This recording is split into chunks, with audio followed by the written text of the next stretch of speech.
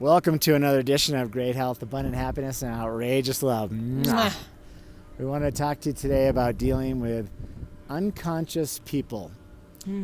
Or other words, someone speaking from their ego. So it's someone that they might be angry, or they might just be argumentative, or someone that might typically drag you down. Or right? They might just not be on a spiritual journey of awakening. Right? True. Or they may be on that spiritual journey and yet they have fallen back to the ego. I'm not going to lie, that's happened to me. I think it's happened to you today. But anyway, but Karen brings up a great point.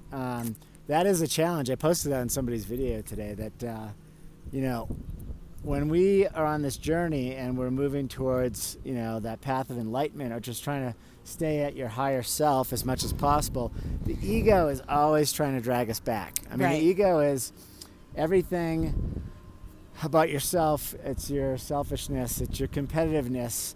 Competitiveness is a great one, right? Yeah. We were listening to an awesome podcast by Radio Dan. Shout out to you.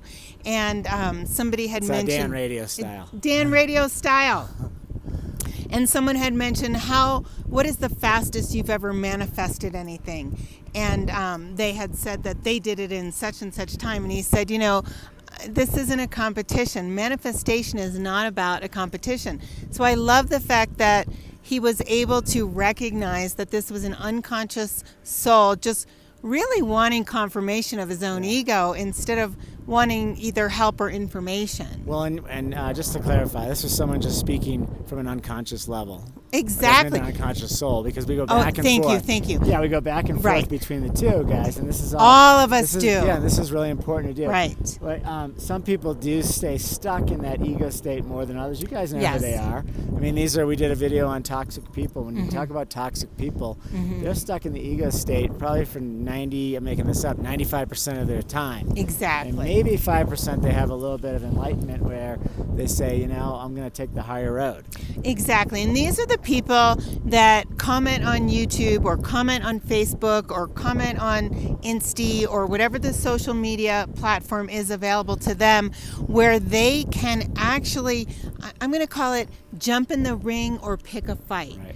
And it's because they are working from the view of their ego as opposed to their consciousness. And when you are in a state of consciousness, your ego is just not important. It's really about being in the now, enjoying the moment. And if someone has a view of something that is not the same view as you, if you are a conscious person, you're able to see that with enlightenment and enjoyment and appreciate their view. It doesn't have to be your view. But if you're seeing that from an unconscious point of view, you automatically feel the need to jump in the ring and start an argument either online or in person. As a parent, this is great advice for parents. And I learned this, on my own as well. I called it, I'm not going to jump in the ring. When your children are trying and testing, which I think is a natural thing for them to do, or all of us to do, but especially children as they're learning and growing, they're trying and testing their own feelings and personalities. And we as parents, our job isn't to say, you're going to be this person. Our job is to guide them to be the person that they want to be.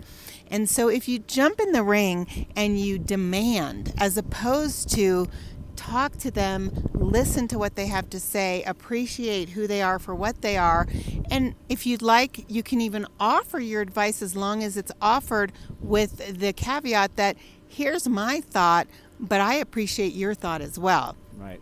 And so I think that's a good example. Yeah, and I need to qualify that with, if these are young kids and we're talking about something where they could be hurt, that's a different thing. I'm talking about feelings and opinions about the world. Yeah, and we're talking about, and that's a good example, but unconscious people, these are people that you're dealing with. Could be in the lift line where you're skiing. It could be someone at work. It could be someone that you're running into out at the coffee shop. All of these types of people. Could be your spouse. Karen's example is really good. that, jumping in the ring, I love that term because it's, you know exactly what it means. Jumping in the ring, it's like you're a boxer. You got to get in that ring and put your dukes up. So put your dukes up. It's very unconscious when you dive in. It pulls you back. So when, this is kind of a tricky thing because you come out of that higher self to tell someone that it's their ego. So you're already down there. So for instance, if Karen is snapping back at me about something, I can either choose to, not that you'd ever do that. I totally do that. Well, we're not perfect. No, but I could choose to say, okay, I understand she's having a little tough time with something, or I could go right back at her and say, oh, you're awfully angry today. Now, all that does is put more gas on that fire. So it's a really wild thing.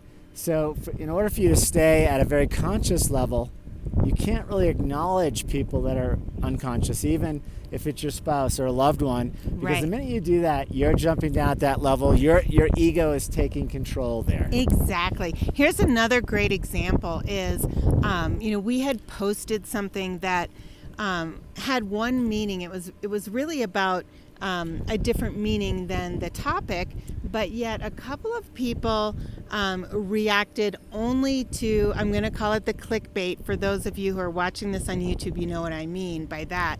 And sometimes the title is just to draw you in. Wait, sorry, not to interrupt you, but I just saw this thing pop. The toaster popped.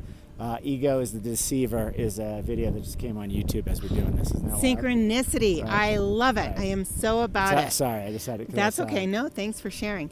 Anyway, back to that story. So we had a couple of people post on social media about a particular video that we did, and they were posting about their feelings about this on a social level, as opposed to what the video is about. And instead of jumping in the ring with them, which is where I think they expected us to be, I just threw the love, right? I appreciate your opinions, and everyone's opinion is valid. And that's all we really need to let people know. All of your opinions are valid. We don't have to agree on everything. But as soon as somebody jumps in the ring, that means that their ego just can't hold back. We've all been there. Are everyone's opinions valid, though? Yes. Every person is valid. But every person's opinions are valid. Sure. I guess we all talk about things. I guess I'm just thinking the things we talk about, we're talking about being unconscious, it doesn't really matter. So is it really valid? I guess I'm asking the question. Oh, well, I think we're looking at the word validity with a different meaning. And we do that often, Jeffrey and I. And, I want to bring that up. It's a great point. Words and definition of words. Never assume that someone else is a mind reader and that they are fully understanding exactly what you're saying, because the interpretation of words can often be misconstrued as well. Absolutely. And a lot of times our egos go there. It's always the egos, yeah. Exactly. Yeah. So that's a great, valid point. I'm glad that we actually had that little opinions, conversation there. what's the old saying about opinions? Everybody has one. I don't want to say the rest of it, but no. At the end of the day, everyone has opinions, and I guess you're right. I guess you could say I'm saying all people are valid, right? And I guess the opinions, are valid. I guess I'm coming from a point. If I'm going to be conscious, right? It's not really valid, but it doesn't matter. No, right? it's their opinion is valid to them. Correct. It should not affect other people. Right. And the way that you and I are right now is that we're really at a state where other people's opinions don't affect our That's where I'm going with it. feelings of life. However, if we encounter people who need help, I do have that feeling of, oh gosh, they're having a hard time. I do want to help them, right? Yeah. So exactly. Their feelings matter, but their opinion might differ than ours, and that's okay. Yes. Yeah. All right. Wishing you great health, abundant happiness, and outrageous love. Check out this magical view behind us. Oh my gosh, we're at the top of the Super B lift. Seriously, this is a slice of our heaven right in our backyard. Click off up here on the top. We'd love to have you on board.